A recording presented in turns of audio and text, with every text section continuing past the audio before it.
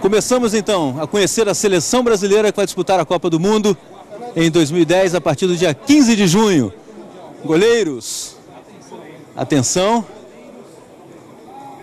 Júlio César, titularíssimo da seleção brasileira, a caminho da segunda Copa do Mundo.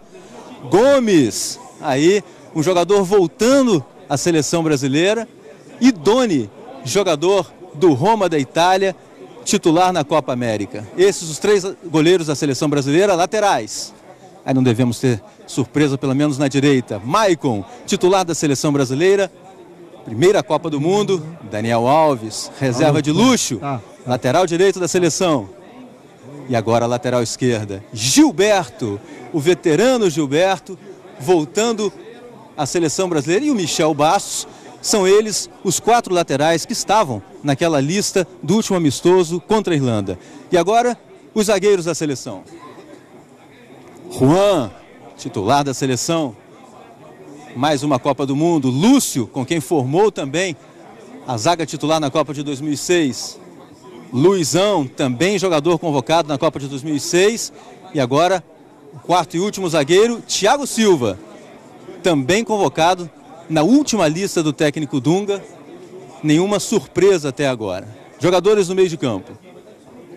Gilberto Silva, campeão mundial em 2002, titular da seleção. Felipe Melo, que se firmou desde o ano passado na seleção brasileira. Josué, também convocado permanentemente nas listas do Dunga. Kleberson, para quem não acreditava, jogador que andava na reserva do Flamengo. Elano, esse sim, um jogador muito cotado.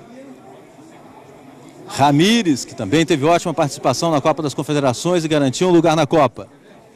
Kaká, candidato a protagonista do Brasil na Copa do Mundo, campeão mundial. Júlio Batista, primeira Copa, jogador do Roma. E agora, os 4 atacantes, os 4 últimos jogadores que restam. Luiz Fabiano, o artilheiro na era Dunga. Nilmar, destaque sempre que entrou, relação de número de jogos e gols marcados alta. Robinho, nome fácil. E agora, Grafite, Adriano fora, portanto, e Grafite do Wolfsburg, que entrou nos últimos minutos do amistoso contra a Irlanda, convocado, é o 23º jogador.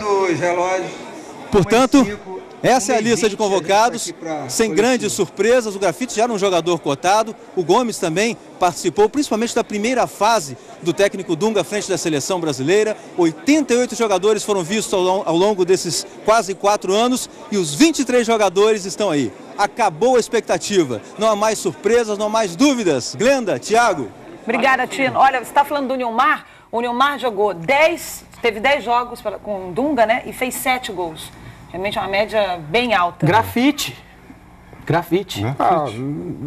Era meio zebra, né? Em função exatamente porque o Grafite jogou pouco, né, Thiago? E assim, que nos respeite o Adriano, com todo respeito, mas o Adriano fez um esforço para não ser convocado nos últimos tempos, né? A gente tem imagens do Adriano aí. Eu acho que ele se equivocou numa estratégia dele, quer dizer, quando terminou o ano passado, artilheiro do Campeonato Brasileiro, campeão brasileiro pelo Flamengo, talvez a figura que tenha tenha feito a diferença para o Flamengo ser campeão, eu acho que ali ele achou que o lugar estava garantido.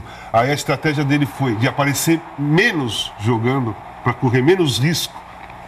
Acabou sendo pior, né? Acabou sendo pior. Quem é melhor, Adriano ou Grafite? Fez confusão também fora de campo. Eu acho que o Adriano já teve participações dentro da seleção brasileira, inclusive com o próprio Dunga, por isso que o crédito era muito grande, mas não é o suficiente, até pelos problemas que ele viveu extracampo. Agora, vocês gostaram dessa seleção? A gente tem a saída do Vitor aqui, porque tem uma tradição na casa de levar sempre um goleiro um pouco mais jovem, já pensando no futuro. O Gomes fez um campeonato inglês muito bom. E o Doni ultimamente não vem jogando. O Júlio Sérgio é o titular da Roma.